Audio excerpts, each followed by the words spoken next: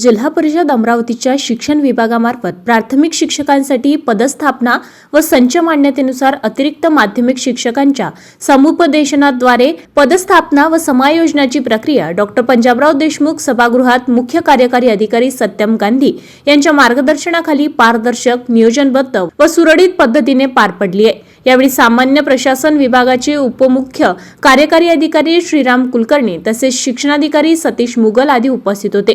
याचिकाकर्ता 211/2025 नुसार ज्यांनी 7व्या टप्प्यात सन 2024 मध्ये अवघड क्षेत्रात बदली प्रक्रिया झाली होती ती 7व्या टप्प्याची यादी माननीय उच्च न्यायालयाने रद्द केली असल्याने सदरची स्थापना पद रिक्त पदानुसार देण्यात आली आहे। बदली प्रक्रिया संदर्भात माननीय न्यायालयाच्या निर्णयानुसार मेळघाट क्षेत्रातील प्राथमिक शिक्षकांना बिगर आदिवासी क्षेत्रात समुपदेशनाद्वारे पदस्थापना देण्याची प्रक्रिया राबविण्यात आली। या प्रक्रियेत पात्र ठरलेल्या एकूण 83 शिक्षकांपैकी एकूण 80 शिक्षकांची पदस्थापना स्वीकारली तर 4 शिक्षकांनी पदस्थापनेत नकार दर्शविला।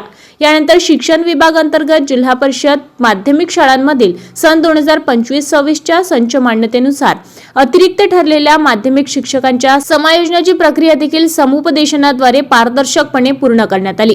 या प्रक्रियेमध्ये एक पर्यवेक्षक, इयत्ता 9वी ते 10वी मधील भाषा विषयकचे 5 शिक्षक, विज्ञान विषयाचा 1 शिक्षक, गणित विषयाचे 3 शिक्षक, सामाजिक शास्त्र विषयाचा 1 शिक्षक तसेच इयत्ता 6वी ते 8वी मधील विज्ञान गणित विषयाचे 3 शिक्षक यांचे समायोजन करण्यात आले।